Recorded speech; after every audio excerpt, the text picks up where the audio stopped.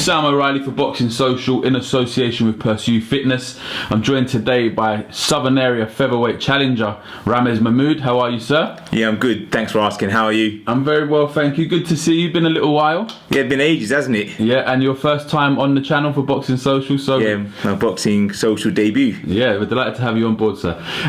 Anyway, let's talk a little bit about your sort of introduction to the Boxing Social viewers for yourself. Talk about your career to date. Yeah, at the minute I've had 9 fights and I've won them all. 2 by stoppage. I turned pro about 3 years ago. Yeah, just coming up to 3 years now. 9 fights in, every fight's been a different sort of learning experience, and I finally challenged for my first title on September the 7th. Yeah, you're managed by Mickey Amu. Yep.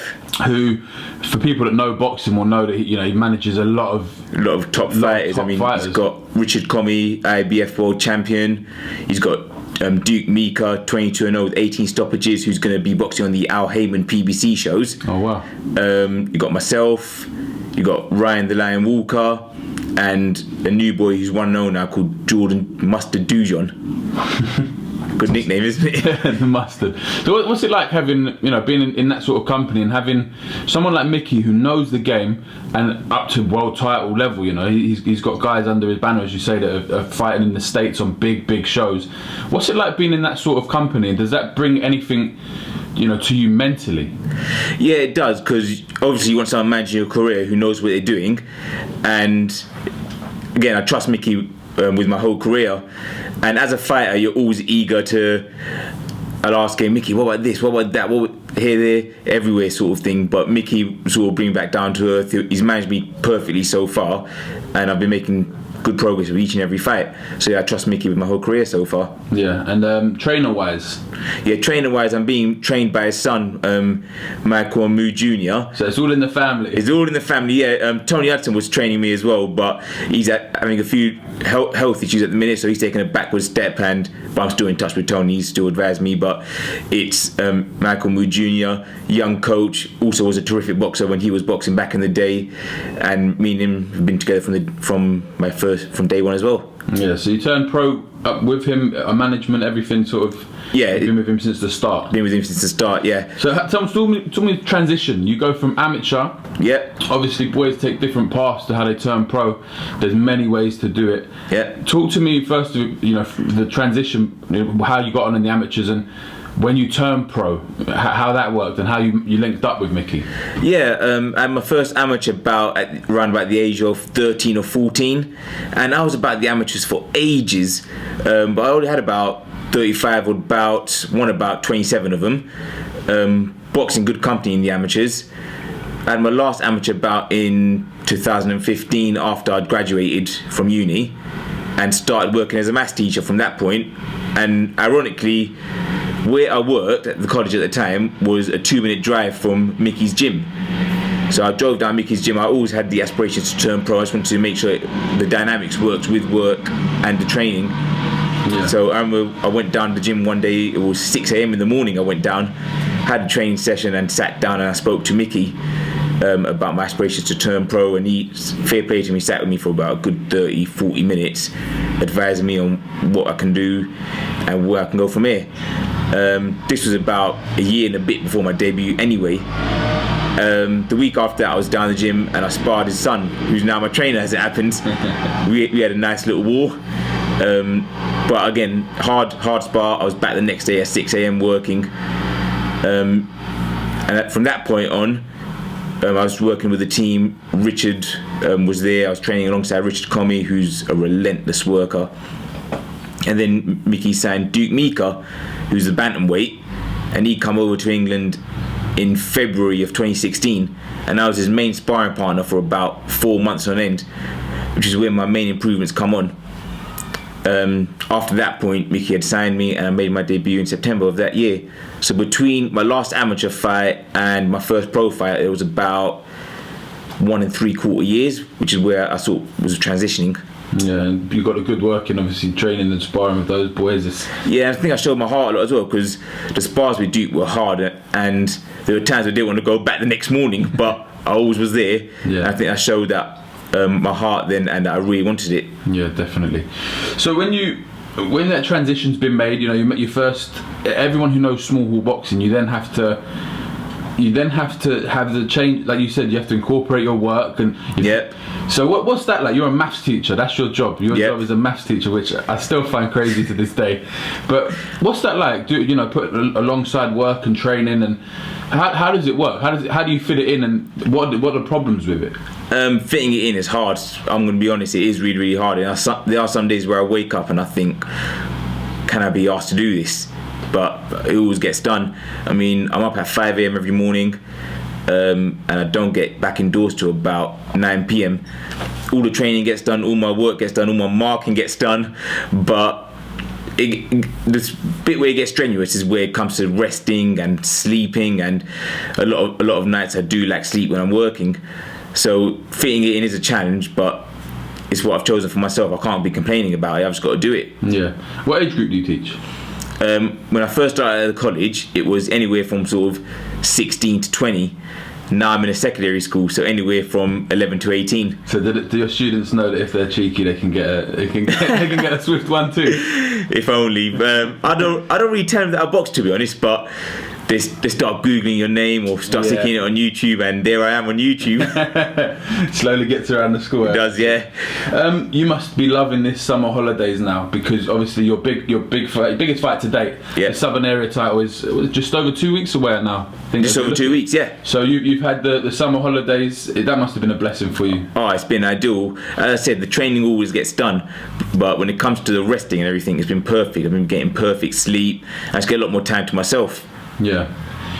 With the 7th now, let's look at the fight itself. The Southern, if we're being honest, Ramez, the featherweight division in this country is pretty shallow. You know, you've boxed, I think you've boxed Bjorklund twice. Yeah. And that happens a lot. You see it where unfortunately opponents fall out and stuff. Of course, yeah. So now you're at a point where you're ready for that step up. So you've been ready for a long time. Yep. You know. But you've now got the date. You've now got the title shot. What does it mean to you to finally have that? No messing about, no talking about it. It's there, it's ready, the date is booked in. Yeah, it means a lot, because I've been talking about it for ages, for probably about a year now, to be honest. And it has been getting annoying. My last 2 bouts, I think from a mental side, getting through the training camps have been hard, because I've been working towards a title shot for ages, and when it's not a title shot, when you've been geeing yourself up for it, mentally it's been draining. So for this training camp, I've just been a lot more excited, and I think it's my breakout fight. As you said, the featherweight division, and there's not many featherweights about, so I think after you win a Southern Area, you're there or thereabouts to sort of box for a British or a Commonwealth or something like that. So a win here, and I'm sort of in that sort of dynamic then. Yeah. What do you know about your opponent? He's Jack Budge, yeah? Yep. He's 4-0. Yep. So it's very early for him. Very early he's for him, getting a Southern Area in his 5th shot. Yep. His 5th fight, rather. Yep. So it's early for him. What do you know about him? I actually know a fair bit about him. I was actually quite friendly with him when we were amateurs, because we were always the same sort of age group. As an amateur, we used to message each other quite a lot, as it happens. And I remember him saying to me that we're going to box one day, meaning as amateurs, and here we are boxing for our first pro title with each other. But yeah, he's a good boxer. He was a national champion as amateur. He was a GB youth champ as well. Good boxer. And I think he's been making for a great fight. But definitely. Obviously amateurs and pros are different. Of course, and it's going to be who's made that transition better. Exactly. We'll find out in a couple of weeks' time. Exactly that. It's on a Steve Goodwin show. Yeah.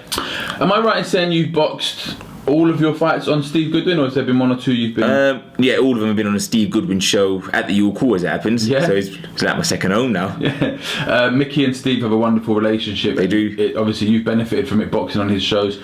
How do you find the Goodwin banner? And you know, obviously, you're extended part of the family, I guess, because obviously Mickey's your manager, but you know, you've boxed on Steve's show every fight. So what's it like being part of that banner? And you know, how do they fare within small hall boxing? Yeah, Steve Goodwin and the whole team have been fantastic to me. I can't complain with anything they've done. And as you said, him and Mickey have a good working relationship, and Steve has been a big part of getting Richard towards that world title, because Richard won his first major title, the Commonwealth title, on a Steve Goodwin show. So yeah, Steve's been fantastic. The whole team, Kevin, Olivia, Josh, the lot, been great. Yeah. Moving forward, I know you don't want to look past the Southern Area. Have their plans been spoken about? Is there a rough idea of what happens after this fight, or that you're not even contemplating after this fight? I think it's just me sort of thinking ahead, but nah, there's no plans been thought of. I think if there's a win here, then, or when there's a win here, there's always going to be options. But the main thing is getting the win. So no, there's no date past September the 7th. Okay.